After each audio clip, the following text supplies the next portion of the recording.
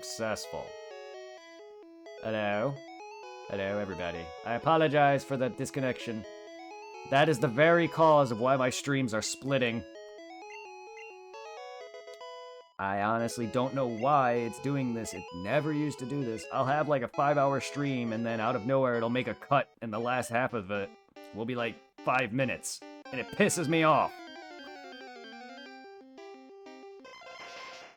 I make highlights into 2-hour segments, depending on how long these videos are. If it's an hour, it's one part. If it's 2 hours, that's one part. If it's anything above 2 hours, that gets cut. So if it's a 3-hour video, that's 2 videos. But nah, I don't like when I have a freaking 3-hour part, 2-hour part here, and then one 5-minute part to finish it off. I hate that shit.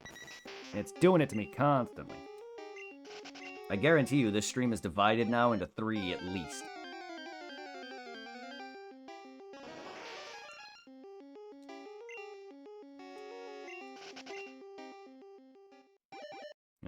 At least I'm caught up on all my highlights, so all my October shit is up. And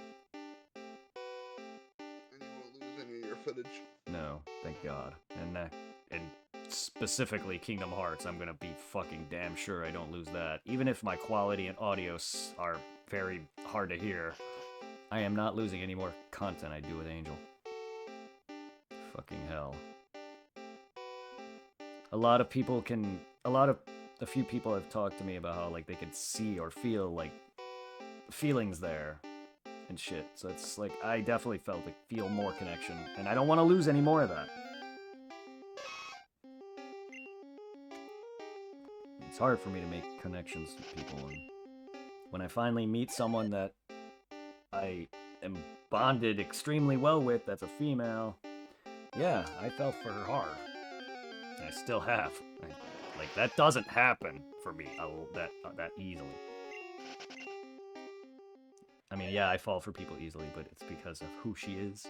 It's like, we are literally the same, almost, nearly. It's ridiculous.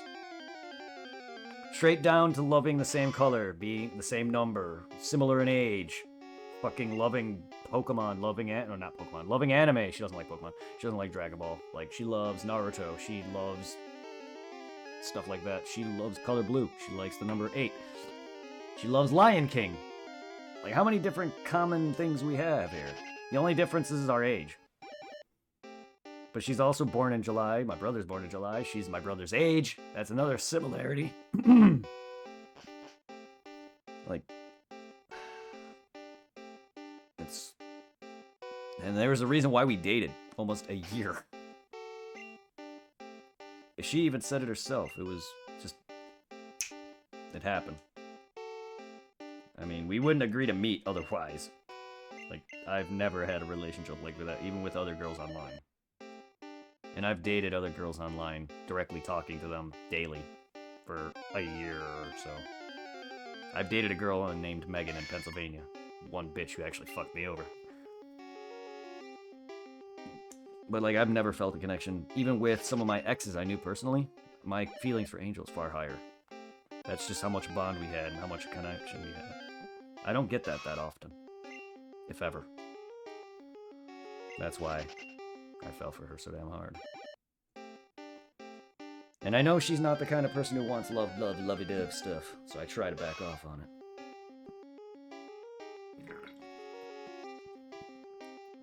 Then and even if I do be with her, and she already said, like, we're not going to be hugging and holding hands and kissing. Like, I don't expect that every 24/7, but if she never wants any of that, that's fine. As long as I can have her near me and I can be there, take care of her, whatever. Yes, I'm talking like we're married. That's just how strong my feelings are for her.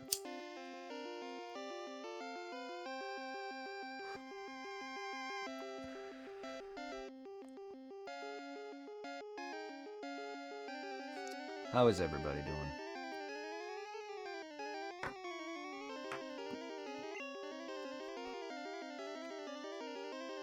I hope everybody is doing well.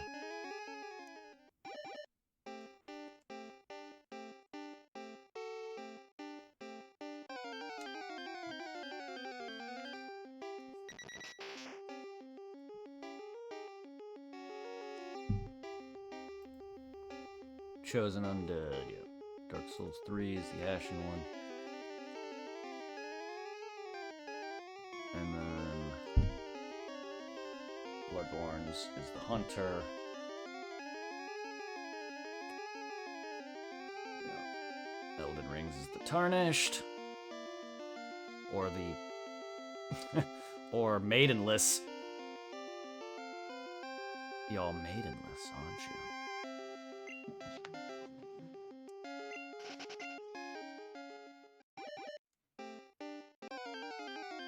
There's a Bloodborne comic?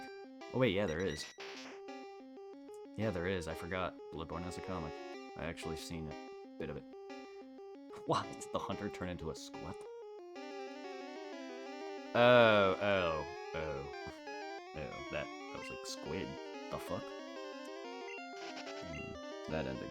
Yeah. It's because your character got reborn as a god. Long story short. I'm maidenless? I mean, technically I'm maidenless, even though I do have Angel Rose. Like, we're not dating, but, like, the thought of us meeting and potential there, but technically I am single, though. Yeah, I mean, I haven't had anyone in over a decade, though. Not that I'm actively looking, but me and Angel had that bond, so it happened. Because I was just trying to focus my life, try to better it, work, have a job, get a car, before I'd focus anything else. Because all my other relationships fell because I never was able to really take them out, and I smoked and whatnot. So I want to be able to treat whoever I'm with next.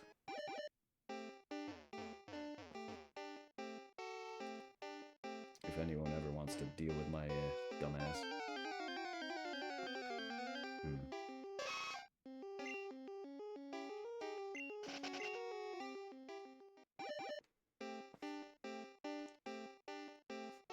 Do people not play fucking Bloodborne at all? Literally all these questions I'm seeing.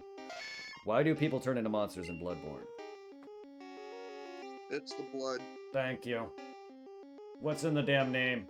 Bloodborne.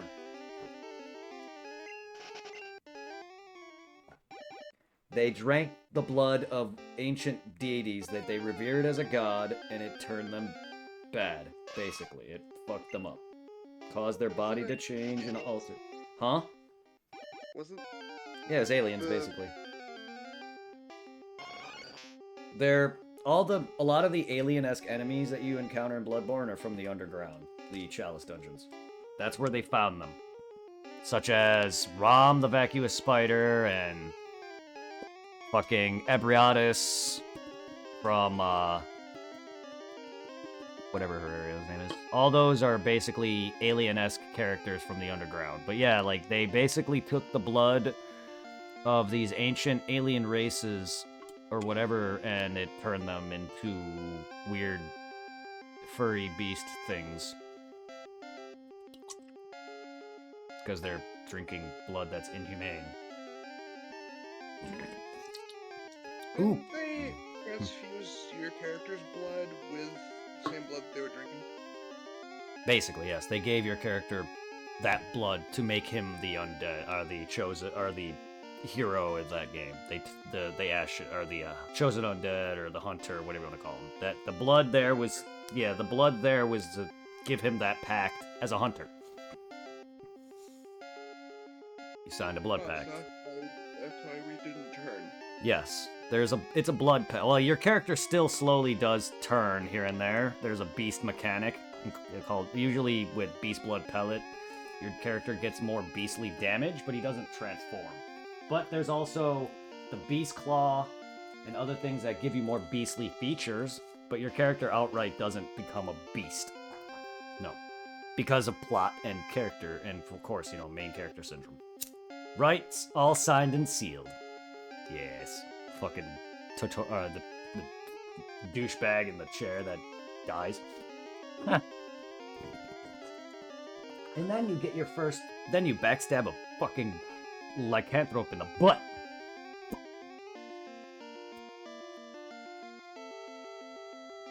Because they weakened him just enough for a backstab to kill him.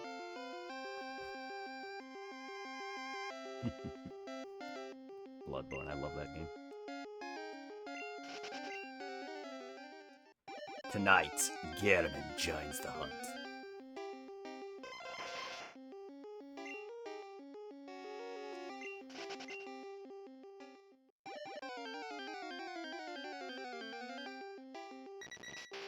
So many good dialogue out of that. Like, so good. I will say, nothing is harder than the dungeons. The strongest bosses can. Yes! Oh! And that's where all your gems are, though. All your good gems are in the Chalice dungeon. Dude, don't even get me started on the defiled version of those dungeons, dude. That fucking watchdog thing. One good hit and you are dead. You can't even dodge wrong. You can take a hit if you don't dodge, meaning you take more damage. If you do an action and take a hit, it's counter damage.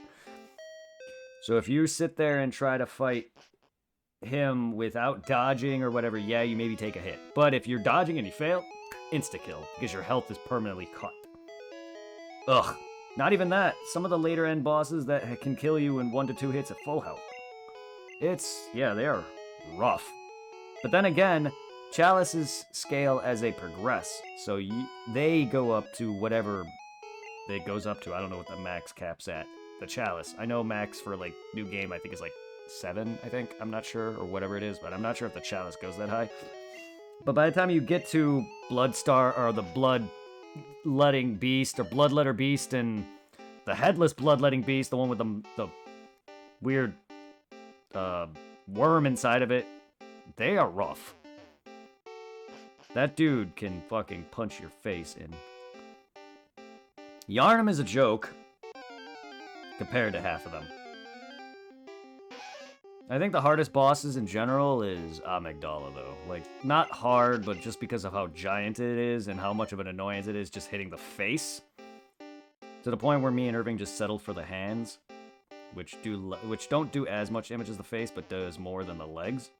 I hate fights like that. Midir from Dark Souls 3, great fight. I just don't like big fights where you gotta hit one specific part because the rest doesn't do enough. I.e. the head. That's another fucking battle that I'm surprised Irving won. Because I died. And he did it. He finished it off, which is a challenge in its own right. Because even I have a hard time with that thing still. And that's not even the hardest boss for me. I don't even know at the top of my head who that is at this point. Probably Elden Ring. Elden Ring's got some rough bosses. And that's not counting Malenia, because she's a gimmicky battle. She just heals off of you. You can't really count that hard. It's just bullshit. Heals off you and causes rot. Which is toxic. The equivalent of toxic.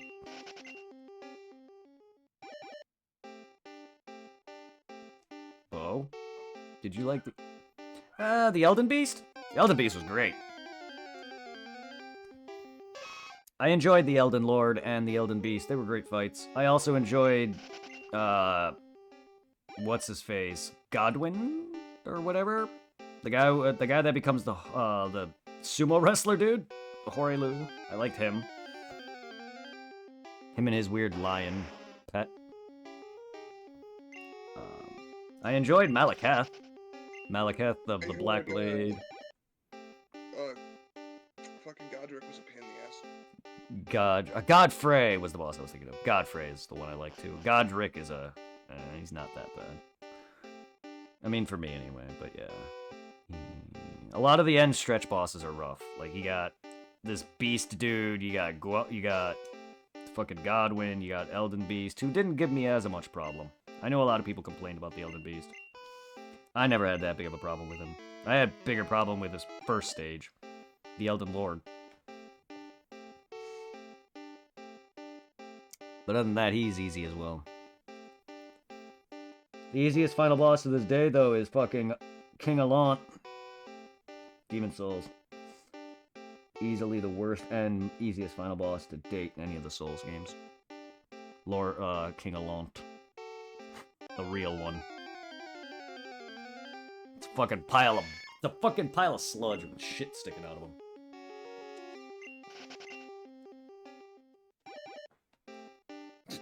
People think Gwyn's easy. He is if you know how to parry. I do, but Gwyn is a joke, yes. But he's... nothing beats Nashandra or King Allant in terms of pathetic fights. My favorite final boss is between fucking the Elden Lord and fucking Gehrman from Bloodborne. Because Moon Presence is a joke. Moon Presence is the real final boss of Bloodborne, but he's a joke. Malekith was cool. I think people hate Elden Days because he burns it. I mean, I get it, but I didn't find him that bad. I actually found him pretty cool looking. I had much harder time with Malekith and Hoarelu and fucking Malenia than I did him, though.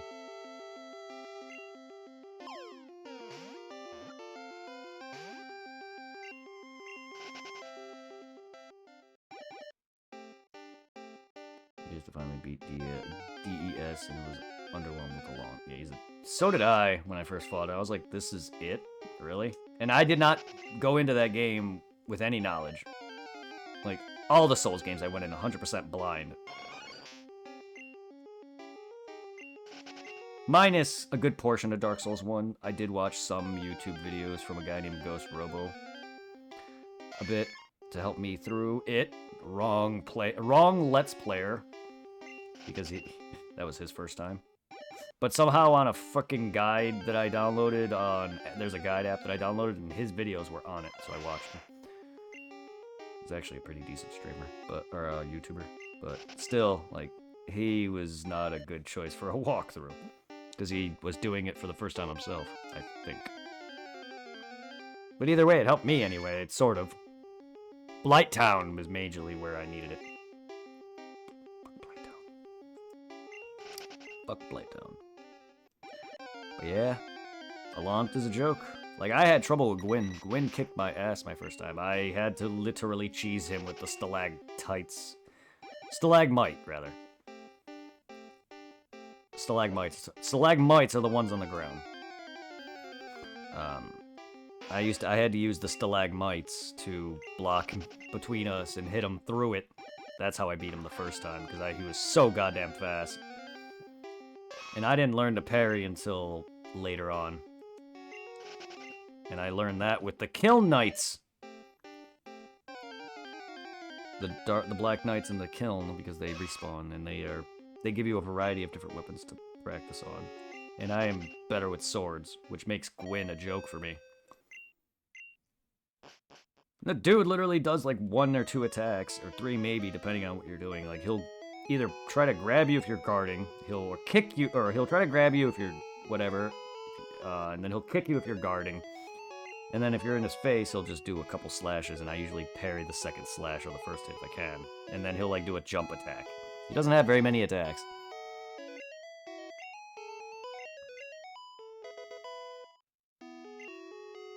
Like, easily, Bloodborne's is easily, Gehrman's is easily one of the hardest bosses to me, and I'm bad at the shooting parry mechanic in that. Like, I can't even parry Ligarius very well. I'm just not, the timing for shooting to parry is much harder than it is for my physical block with a shield parry. So I'm not great at parrying fucking Gehrman, but I think he's one of the hardest final bosses. At least out of Allant, Nashandra, Gwyn, Elden Lord. They weren't too tough. Yeah. But anyway. A lot of people, for that reason, consider False King Allant to be the real final boss. Not only do they tackle him the second to last, the last area, you don't have to, you can tackle his entire area. Earlier, as long as you beat one of the main story bosses, major story bosses, you can progress to the Penetrators area, which allows you to progress to Allant.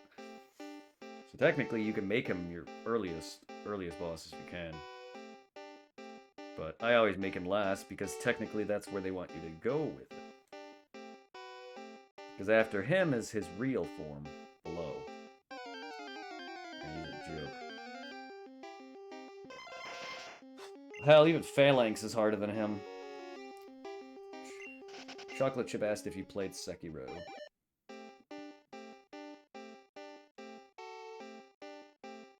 Hello? Yes. Alright. Chocolate Chip asked if you played Sekiro. Not yet. Amazing game. That's another one with a pretty decent rough final boss. Like I've gotten his moves down pretty decently once I learn him, but he can be pretty rough. I don't find him as hard as I never found fucking Ishin as hard as Old Man Ishin though. Ugh. That's the worst final boss. The one ending, the Ashura route ending where you basically side with Owl. And then you fight Emma and Old Man Ishin. That fight is way harder than young Ishin, at least to me. I like the Fool's Idol. Yeah, Fool's Idol's great. Great boss design. She is gorgeous. He, she, whatever it is. They. I mean, it's a woman, technically speaking, but that's why they call it the Fool's Idol. Because it's a person that's a person who's gorgeous and, you know, her followers love her, blah, blah, blah, so they all follow for her, blah, blah, blah, and so she used them. The real queen was hidden away in the prison. So they have the Fool's Idol there to keep people in check, hence the name. It'll make you parry better. Oh yeah, Sekiro, oh yeah. I mean, it's still different timings, though, but yes, if you're gonna want to get better at parrying, Dark Souls 1 is the easiest, really, in my opinion. Train on the Kiln Knights at the end of the game, or you can play Sekiro. But be careful with Sekiro is that it's got very different timing. Because Sekiro is all about parrying and rhythm. But yeah. It will help, it helped me. It's just, if you're expecting to be a god afterward, it's not gonna help you there. The best way to get better at Dark Souls parrying is to do Dark Souls, because it's a kind of a different... It's slower paced for that reason. Because I'm bad at Dark Souls 3 parrying, but I can parry fine in Dark Souls 1. That's just the difference in speed. But yeah, that is correct though. Sekiro is a fantastic game for learning to parry, and Bloodborne's another animal also. I think it's harder to shoot. You know, I don't need you, Kangaskhan. Khan. I don't need you. Goodbye.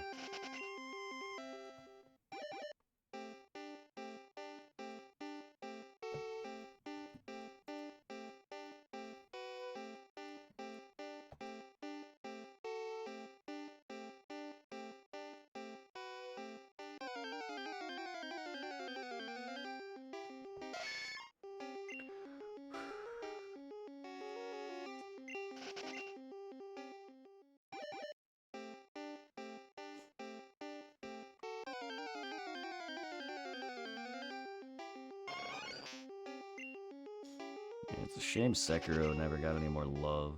I platinumed that and basically never touched it again. And I did the last time I did. I couldn't get past. I couldn't beat the game. I couldn't figure out where to go. I was at the fucking palace where you face the Sakura Bowl and the dragon, and I couldn't figure out where I was going. Oh my god.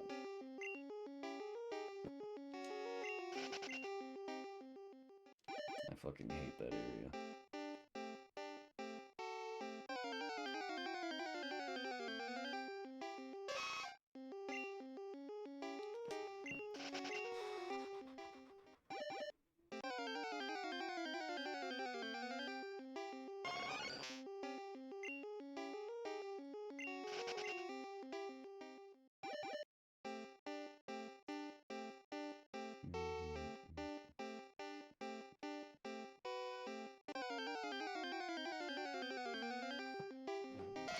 Gotta use the bathroom again.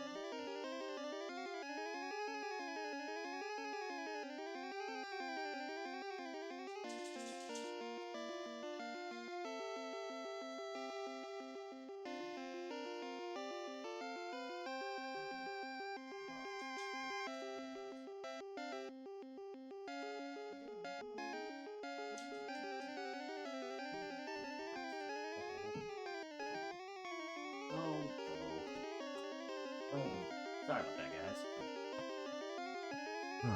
guys. I had a dog that wouldn't let me walk away. Oh wait, I meant the old monk. The servers for the original are down, so I just faced his no. Yes. Oh yes, the old monk. The first PvP boss. Yeah, you're gonna... The original servers are down, so you'll only fight the... But the PS... me and Irving, though, every other fight was us sitting there, and then, because we would get summoned into someone's world, so half the time we were trying to summon each other, we would get summoned in as the boss. So I'd sit there, wait in the old monk's room half the time, and half the time the player of that world died. So I'd be waiting, and it happened a lot. So I'd be waiting like 5-minute, 10-minute stretches for a player to freaking die. There was a couple of times where a player came in, and I actually won maybe a couple of those, but oh my god, it was so bad. Like every second you put down your sign just to get summoned by the game into... Because that's how you do the PvP fights, boss fight. You put down your summon sign, you get summoned in by the game, and then you become the boss. It was so annoying. But yeah, he is the same as Yellowfinger Hazel. The same headdress, the claws, and the freaking soul mass. Demon Souls should nowhere near be dead, but I don't think it's as lively as other Souls games and Elden Ring at this point, but it definitely still has. And this was, like, me and Irving did this sometime after its initial release. So yeah, like, people, it is still pretty heavily active. So it should be heavily active. If Dark Souls is any indicator, Demon Souls will not die anytime soon. The only problem is that Demon Souls just isn't that big. So a lot of people play Dark Souls 1 or 3. Because they're a bit more expansive, a bit more open. My biggest gripe with Demon Souls is it's just closed off. I do like the areas that you go to, but you kind of warp to them from a hub instead of walking them, like in all the other games. The only time I really like all the warping is what 3 did, where you get warps per every boss. That I like. Dark Souls was a stretch, was like a test. You beat a bunch of areas, and then you get a bonfire if you're lucky.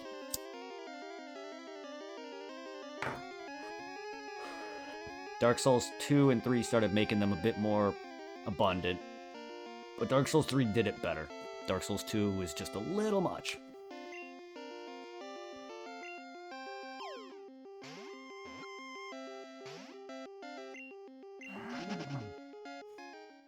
You bull bastard. Fucking raging bull shit. Ding dong. Fucking ding dong. I'll give you a ding dong. Isn't that a snack? They gotta stop naming snacks after sexual things. Cream pies. Ding dongs.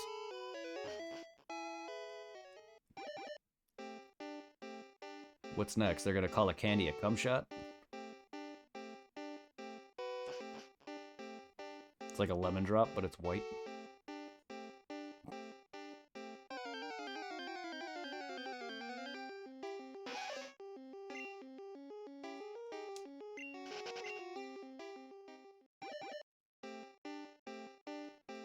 So is anyone hating the Safari Zone yet? I know I am. I know I never not hated it. How long have I been in here now? Cum drops. Yeah, cum drops.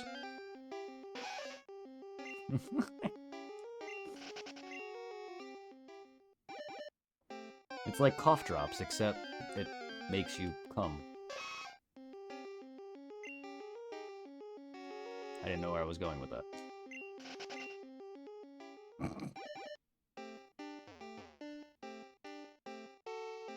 It's the opposite of cough drops. It makes you do the thing instead of preventing it.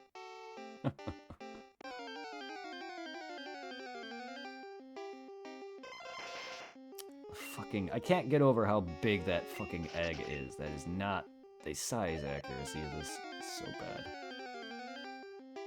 Like, Rhyhorn appears to be as big as me, the player character, which is probably inaccurate. I mean, he's a big Pokemon, but I don't think he's as tall as a fucking human kid. Charizard is like fucking 5-something. Charizard's like my height or less. In fact, I think he's less than me. Because Ash is 10, and he could fly on Charizard alone. And it's also further proven in Let's Go. 5'7". Charizard is 5. Like, point proven. Like, dude, Pikachu's 1 foot tall. Fucking Charmander is 2 foot. Charmeleon's 3 foot. Pikachu's 1 foot tall. What the fuck? That's why I like the size charts later in the Pokemon games, where they actually have the size comparison chart to the basic player. And Pokemon are tiny. Very fucking tiny. A lot of them. Then you got your Kaiju-esque Pokemon like Groudon and Kyogre, but still, they are very tiny. Tiny.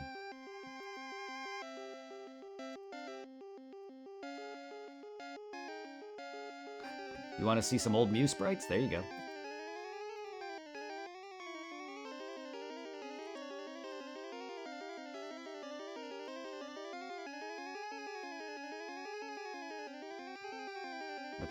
Let's remove that Nightmare Fuel, shall we?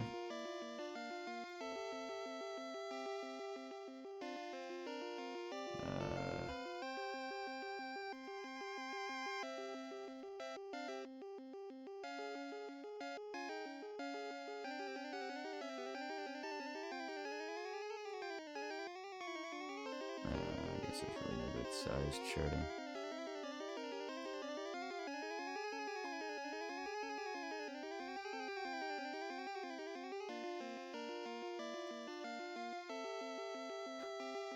Oh my god, 0.7. Fucking Bulbasaur has a height of feet. Of 2 fucking feet tall. Venusaur is 6 feet tall! Good god. That is big. For a guy that's a quadruped dinosaur.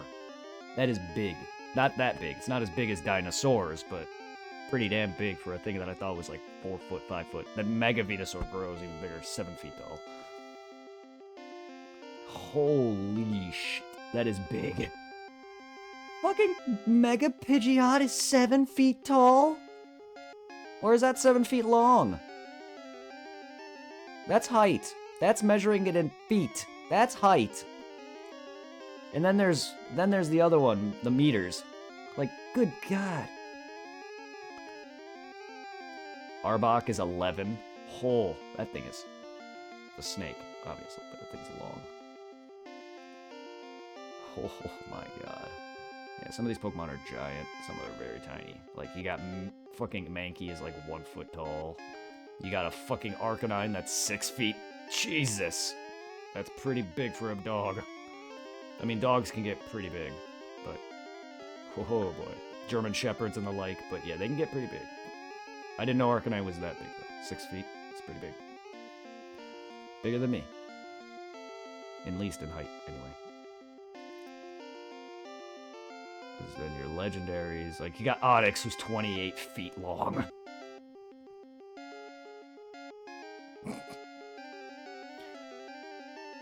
Oh my god, you got Alolan Exeggutor. The freaking giant palm tree is 35 feet. Good god. Palm trees are tall, but oh my god. A 35-foot Pokemon. Jesus. 35-foot Pokemon that's not a freaking Dynamax Pokemon.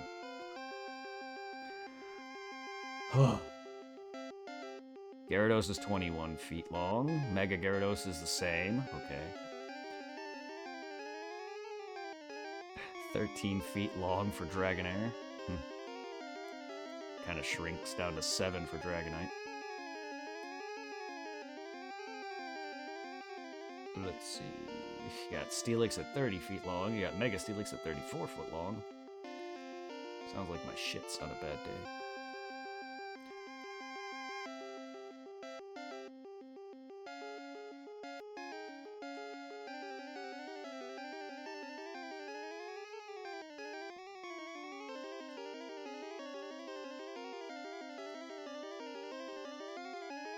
Fucking Mewtwo is fucking 7 feet.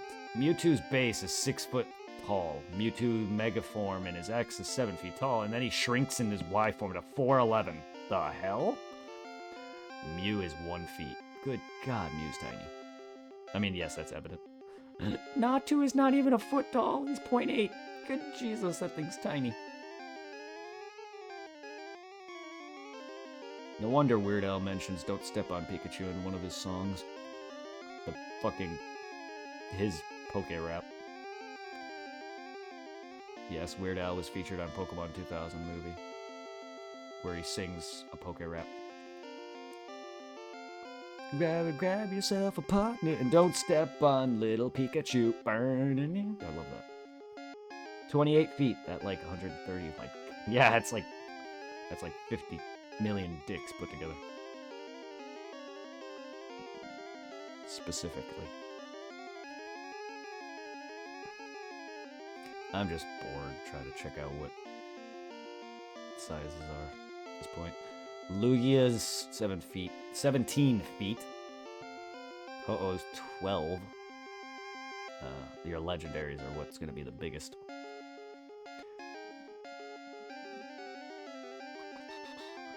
If Groudon and Kyogre, they're not going to be huge, but they are going to be bigger, I think. Groudon and Kyogre. I'm probably going to be sadly... Yep, I'm going to be mistaken, sadly. 14 feet and 16 feet. 32 feet Kyogre's primal form and 16 feet for Groudon's primal form. And then there's 23 feet and 35 feet for Rayquaza. Good God, 35 feet long? Good Jesus.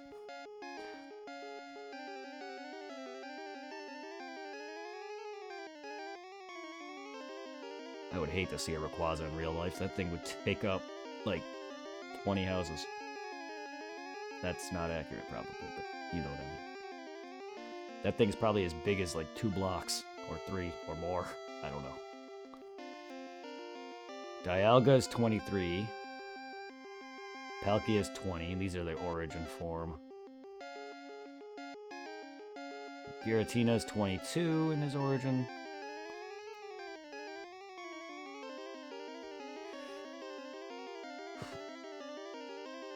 I really don't think there's going to be anyone that's going to top them in terms of regular unless they're Dynamaxed.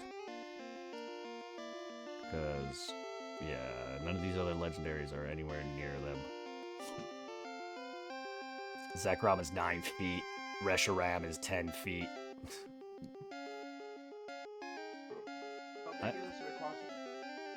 Fucking, like, 30-something feet or more. He is fucking long. Rayquaza, specifically, 35 feet long for his Mega form. His 23 feet long in his base regular form. Thing is fucking giant.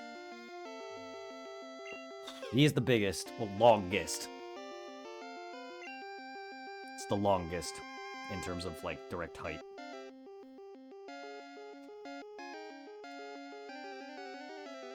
Thing is giant.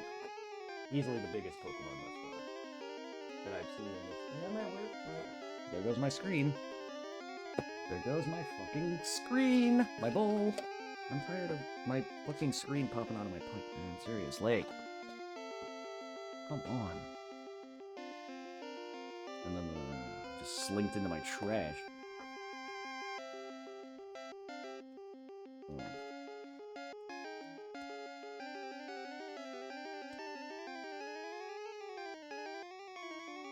But yeah, in the later games, they have size comparison. They have like a little trainer next to each Pokemon you can look in their Pokedex, and it'll show you their size chart. Not really a great comparison considering kids aren't that big, but some Pokemon are fucking minuscule. How do you even battle? Yeah, that's a good question. Don't even get me started on Dynamax. Gigantamax and Dynamax. That makes them even bigger. It turns Pokemon that are normally pretty small or whatever into giant kaiju-esque monsters the size of fucking Godzilla. Which there are monsters already bigger than him. Like, you got Groudon, Kyogre, Rayquaza, they're already kaiju-esque. Because Groudon and Kyogre cause a lot of devastation, landmarks, and, you know, rain and heavy downpour and all that crap already. And they're big. And then they got primal forms, which make them slightly bigger. But then there's, like, Dynamax, where it's basically the mechanic in Sword and Shield, where Pokemon grow bigger. And it's like a raid fight. So you got, like, Gigantamax Charizard, which is probably, like, 100 fucking feet tall or something stupid.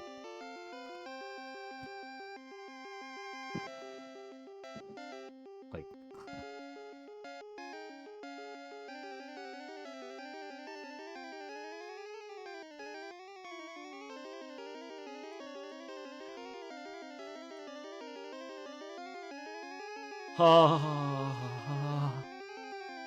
Hold on. Can I...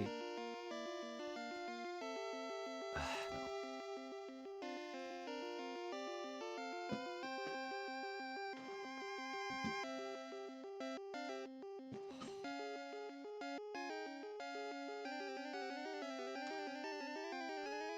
He is supposedly found, he gets to be... No.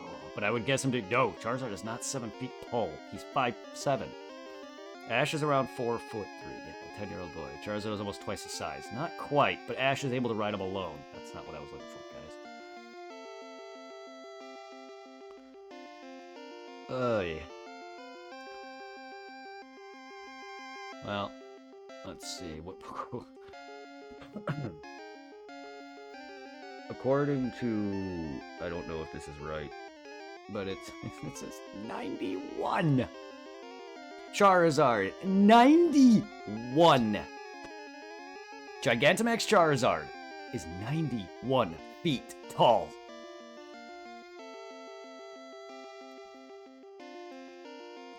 This is literally the headline I've read. Jesus.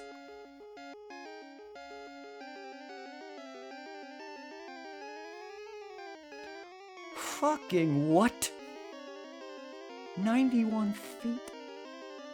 95 feet? 98 feet? That's a tower of cake. 105 feet? Why is Meowth 108 feet? 114 feet for Snorlax? I do not want to see a Gigantamax Snorlax. 137 feet, 130, 31, 37 feet, 141 feet. That's a literal skyscraper Pokemon. Good job, Game Freak. What in the hell? Okay, the longest of all insects, a giant centipede at 246 feet long.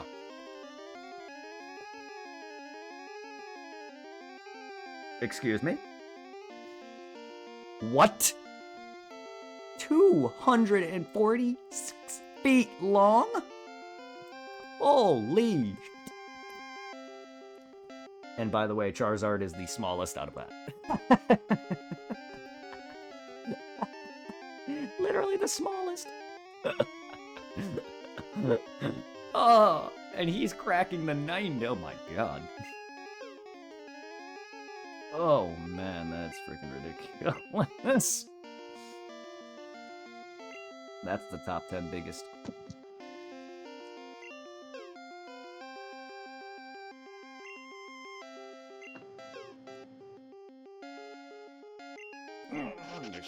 I should have threw my balls at you. Should have thrown my balls at it. I didn't throw my ball at it. Fortunately, no. I gotta find where I am now. Oh my god, my stomach.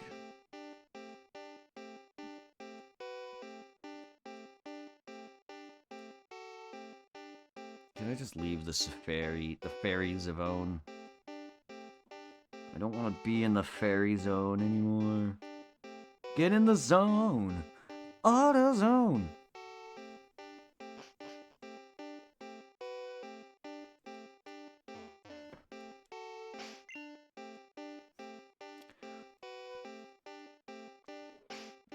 Well, you know, as they say, it's not Burger King. You can't always have it your way.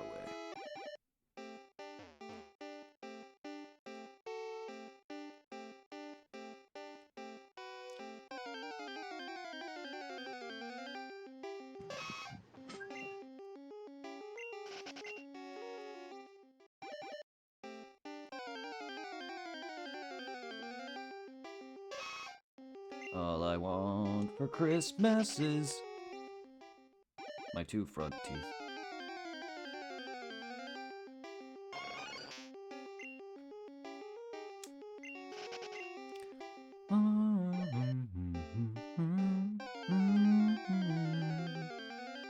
I don't want a Venonat. All I want for Christmas is Venonat.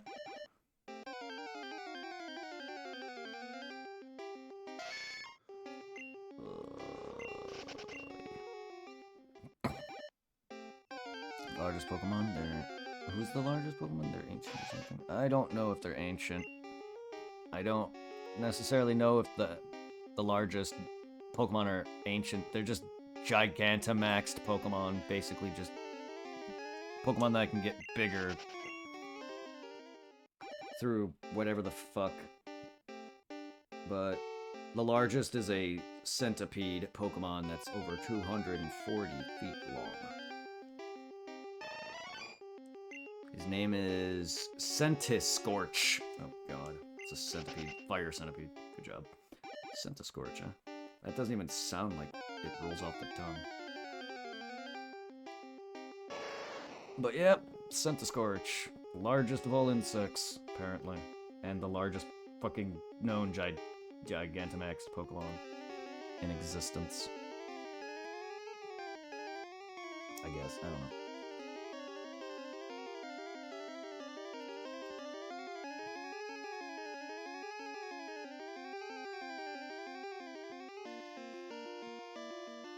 But basically, this is the page I was reading here. Where you can see it says, Centiskorch, the largest of insects, 246 feet. Because if I go... Then you got this fucker, that's 141. You got this thing, that's 137. You got this guy, that you can barely see, but it's 131. You got giant-ass turtle boy, Snorlax, this is Snorlax.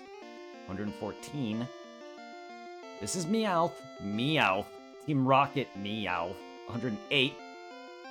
Then you got this guy at 105. Then you got freaking Cake Boy over here at 98. Then you got freaking this guy at 95. And then Charizard at 91. Still not as big as my crippling shame and depression. Accurate.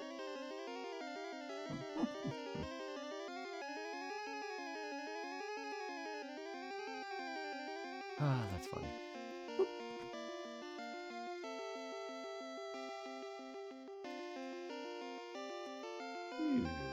Hey, Solly, how's it going? Hope you're doing well, my man. I gotta re-add this into my screen now.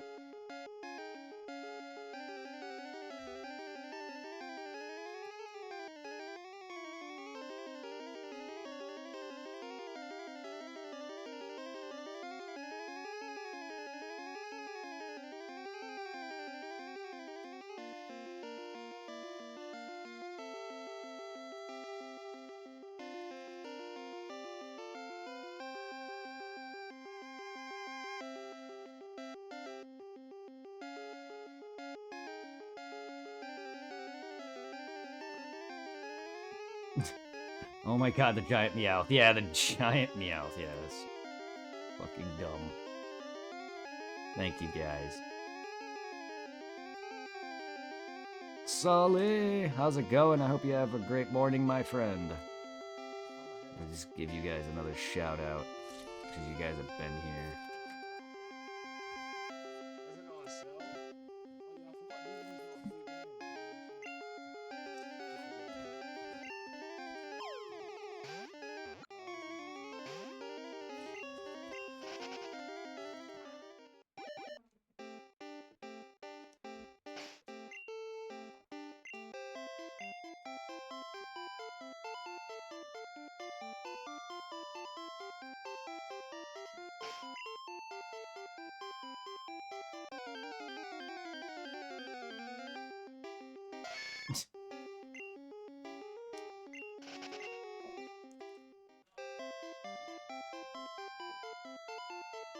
demons and angel.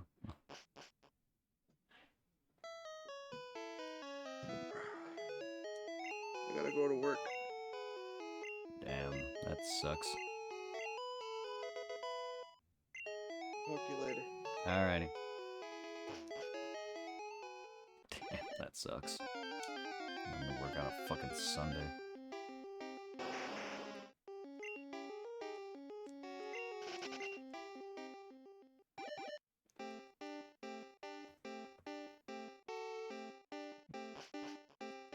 I'm glad I don't have to work on Sundays. Yeah. Power banana. Fire power banana. Fear the dark banana.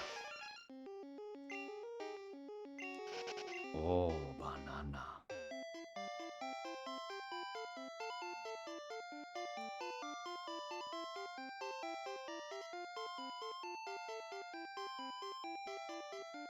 Oh, banana.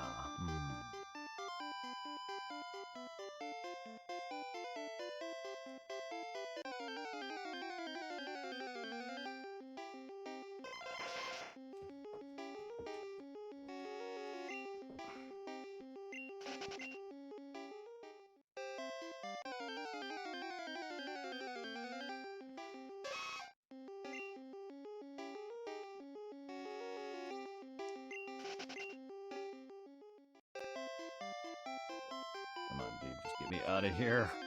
I miss old memes. Oh, yeah. Even if I don't get some of them, I do miss some older stuff. I mean, I don't understand the whole fire hands thing. I don't know if that's like a meme, but yeah. There's a lot of jokes and memes that I don't get, but they're still funny.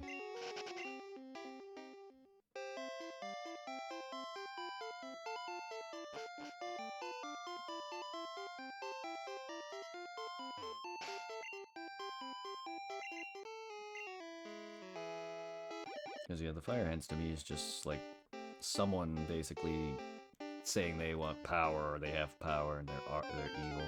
It's the closest thing. Thinking of that video, I'm a banana, look at me move. Oh, yeah, that video.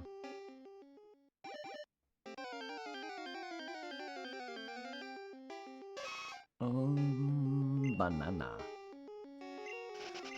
Oh, banana. It just makes me think of Donkey Kong 64. Oh, banana.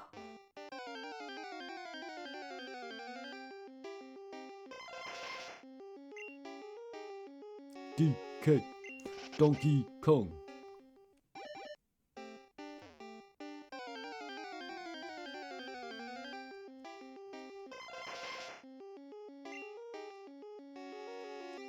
No, game, I hit left. Why do you do that? I hit left and down, but you go up after that. Just because I accidentally moved it slightly to a diagonal. That's why I hate the joystick. But it's so much more comfortable than the D-pad.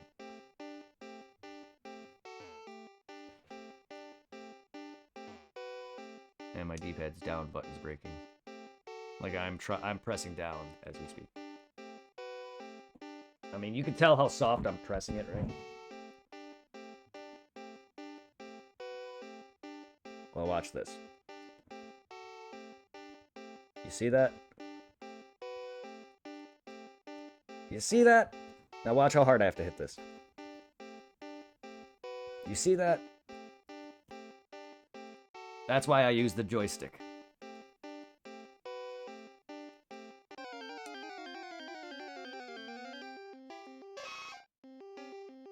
Or that weird episode of Curse. Oh my god, the banana guy. Oh. Yeah, that was weird.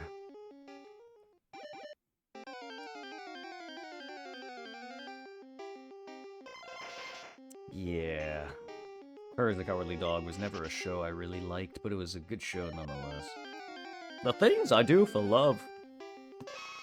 Press it harder. Oh, unfortunately I have to. Fortunately, I have to. Let me watch. None of those inputs are working. But look at that. Left, right, I hit down, up, works fine. But down doesn't. My down button's breaking.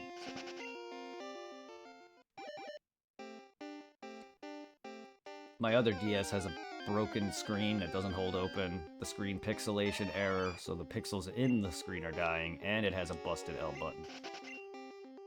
Meaning I have to hit the L button on that like 50 times. Because there's a lot of later Pokemon games add L equals A in a lot of cases. So sometimes it's more comfortable to hit L to activate A when you're doing prompts, and a lot of the times I'm like this on my other DS, if I ever play it, which I don't anymore, because obvious reasons. I have a 3DS, I don't need to play a DS anymore. Problem is, though, is this is my original 3DS, so it's old as fuck.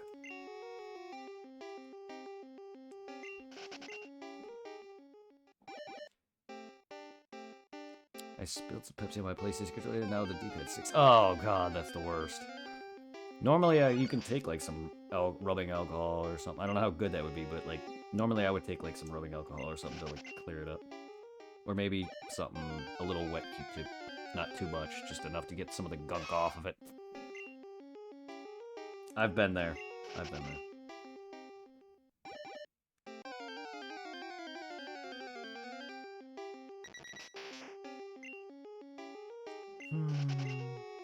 And a lot of my controller buttons stick naturally, too. But it doesn't help that they keep making D-pads all one big button. It was okay before, but at this point, like, it's better having dealt with individual single buttons rather than one big D-pad button. A lot of people don't like that. 360s, the Xbox Ones, they're all garbage. D-pads. Like, I prefer the PlayStation's D-pad over it, and even that's not great, but it's still separate buttons. They're singular button. They're not one big freaking thing. That's what makes it so much better.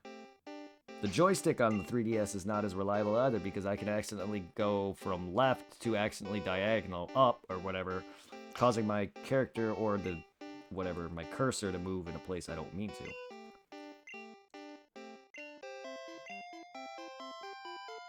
That's why sometimes you'll see me walk forward and then down, or forward and up sometimes, instead of just forward or whatever, or if I want to go down, I'll go left or right. It's because I accidentally put the joystick in the diagonal direction. A bit less control, but it's a lot more easier to move, but you have less control. Still not a great joystick either. The 3DS joystick is absolutely atrocious.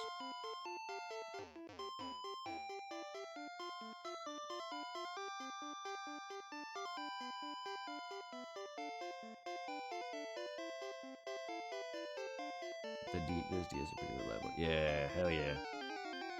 Yeah, it's the only DS that has survived. My original DS is finally fully dying out. My original fat one I lost. I had an other DS Lite that I gave to Irving, and then my current DS Lite is breaking. I have a 3DS. I have two 3DSs. I had three. I would have had three, but I had two 3DS regulars, and I gave that newer one, my black one of them was black. I gave that to Tom because he had a DS that got stolen, so I wanted to make up for that. It got stolen by a kid that I knew. Not that I had any part in it or I knew, but yeah, it was his. And I felt bad because I used to hang out with the guy, and I know he was pretty upset that I would never do anything about his DS. And I gave him my old 3DS, and then I bought an XL. And that XL has problems. If I hit the side of the screen or the right side of the freaking device, it shuts off. But the most reliable one, by far, is my regular DS and my 3DS. I just don't know where my DS is. Probably in my game case or something.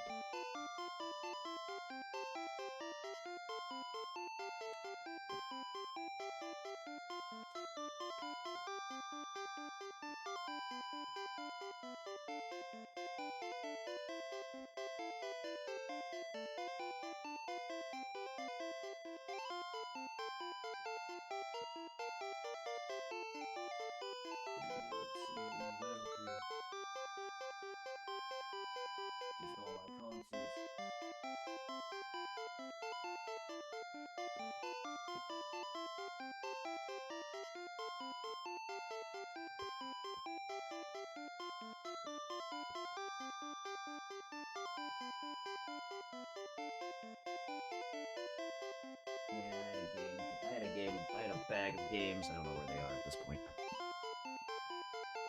Probably downstairs in my basement.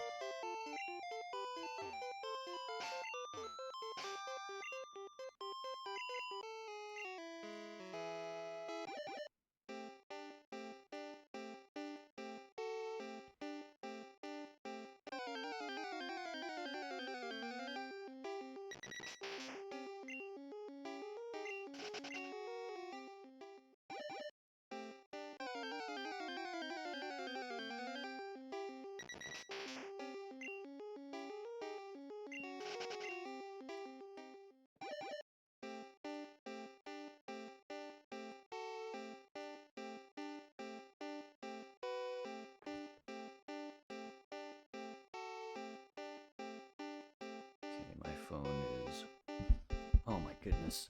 I think I drank too much shit, because I am just freaking going back and forth all over the place. Can my mic stop so I can push it back? Thank you. Prop up my phone. I have to go to the bathroom again. Oh boy, too much Red Bull in my system.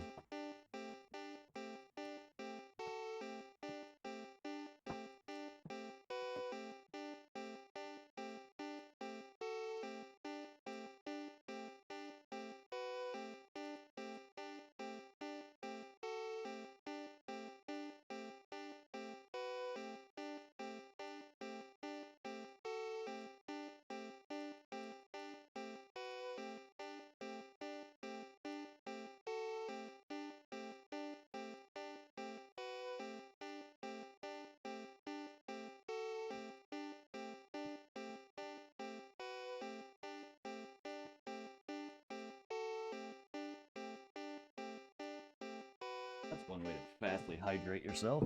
My shit went from straight up dark yellow or straight up yellow, bright yellow to straight up clear. Well, apparently I'm hydrated now. I didn't know energy drinks hydrated you. I thought it would dehydrate you. But no, apparently not. I mean, yeah, there's probably stuff in it that does, but you would think the caffeine would cause it to not, because that's what soda does. Soda doesn't hydrate you. Also, last energy drink, by the way. Yeah, it's a Rockstar. Not bad for fruit punch. I'm fine. I was just noticing that my urine was much lighter than normal. I was just noticing that apparently I drank enough Red Bull to hydrate myself, because my shit went from yellow to white, see-through clear. Sorry, I don't think anyone wants to hear that, but just an observation. I'm fine, why? And even if I wasn't, I wouldn't say anything.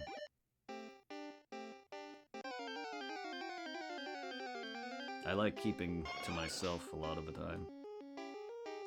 I don't like talking about...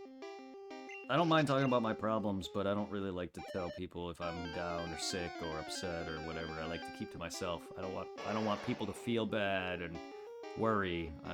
I'm too used to people not caring about me. So when people start to care about me, it feels weird, and I don't... Not that I mind it, but it's just sometimes when I talk to people about my health or certain things, then they just like, oh no, blah blah blah. It's like, I don't want that.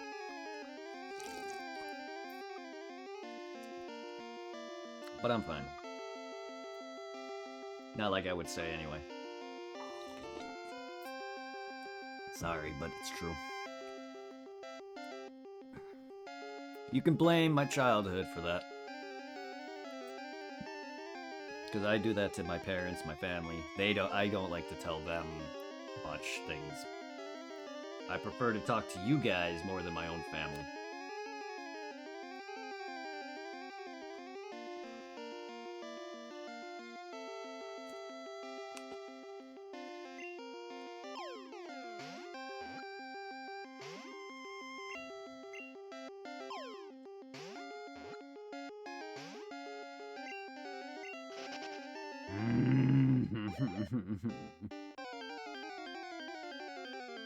Just get in my ball, please. Like, why do you gotta be such a slut, Tauros?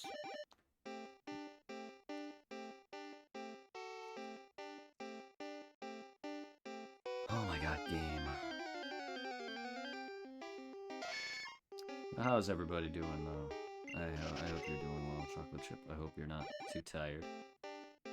If you've been awake this entire time, I hope you're not too tired.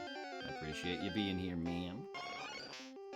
Honestly, it's nice because I don't get a lot of conversation aside from Discord. It's nice to have some decent consistency. I'm used to just nothing. A lot. Even when I have a bunch of people sitting and streaming. I just don't understand what makes me so boring. I feel like I'm boring. I may not be to you guys. And I don't care if I get like 1 to a million people. It's just nice to see people who like to talk to me, and it just makes me feel, I don't know, better about myself in some regard. I'm okay, I gotta do laundry and shower soon. Okay. Yeah. It's just nice to have people to talk to sometimes.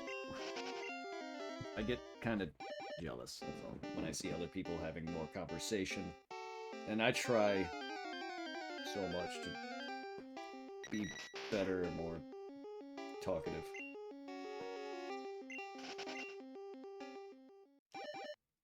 Because no, I don't care about being big, being views. I would like to just have friends talk to.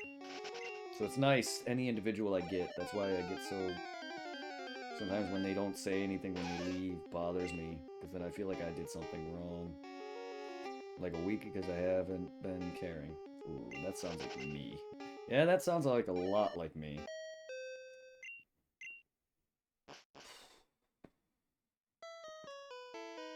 I do shower like every day or every other day, but there's times where I'll go a couple days without it, and then I'll forget my medication just because I kind of don't care. Which is bad, but that's just more effort personally, and well, I'm lazy when it comes to doing extra crap. I mean, I'll do extra physical labor or that kind of stuff. I don't mind working harder when it comes to certain things like work or things that I enjoy. But promoting myself or putting my name out there is not something I enjoy. So it's more of a chore, which is why I don't do a lot of the big streamer things that people do. I just, like, parties or whatever. Last time I did something, I bought a game for a kid and I never saw him again. The one time I tried to do a big party stream to get together, I had a seizure not long prior. That made my birthday fall apart. So every time I try to plan things, it just doesn't work. And I'm not great at planning things ahead of time. I'm better at doing things last minute.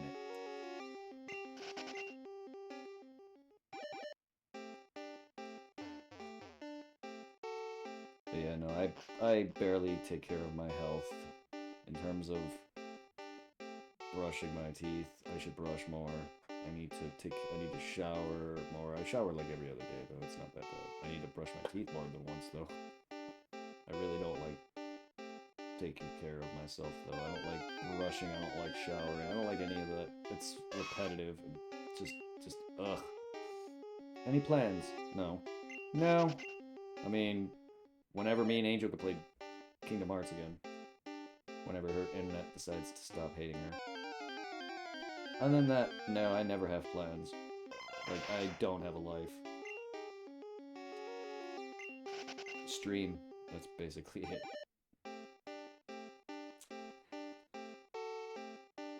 I don't make plans. Normally they come to me. I'm last minute.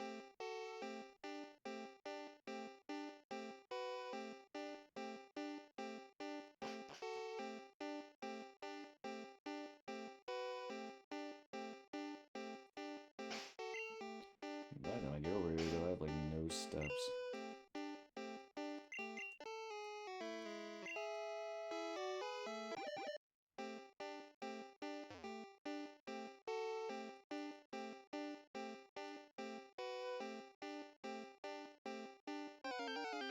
What about you? What are you doing this week?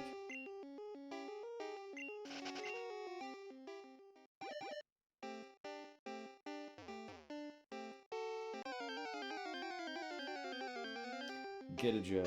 Accurate. I can understand that. I wish you the best, my friend. You got this, Chuckle Chip. Look into a job agency. Look into job agencies around Pennsylvania. I worked through a job agency called PeopleShare, and that's what got me Sears. My job at Sears, it got me my job at Mercer's, and it got me my other job that I had for a little bit, like 5 months at Henry's. The asphalt warehouse. And no problem. Yeah, they basically, what they do is they help you find jobs in your area, give you like a job or two, and then, you know, tell you where they are, and then you can figure out if you want the idea. Then they basically, if you choose one, they'll basically put you in there, and then you go to your job as is, and then you file your hours through PeopleShare to get paid, and then that lasts probably around 6 months or so, and then you get hired. Which, yes, it's based on hours, so you can easily do overtime. So after about 5-6 months of that, you'll get hired on. They'll let you know, though. Like, PeopleShare will let you know. Because Henry's, when Henry canned me, they called me straight up and said, hey, you're gone, unfortunately. And then when Mercer hired me, I contacted them after like 6 months, and they were like, you were hired. They never actually told me, or if they did, I didn't see it. But, yeah. PeopleShare is a very nice company. And I'm not sure if they have branches or different branches, but you can always try to say that I recommended you, and hopefully they can find like files on me or whatever, and hopefully, because I've pretty much gotten every job they gave me to, except for 2. One job fired me after 2 days, and the last job that fired me after 6 months. Just because apparently they were running out of work. But every other job, Sears and Mercer, up to this point, I've been working for over, that's 4 years worth of experience alone for them. So they may have that might have some credit. I'm not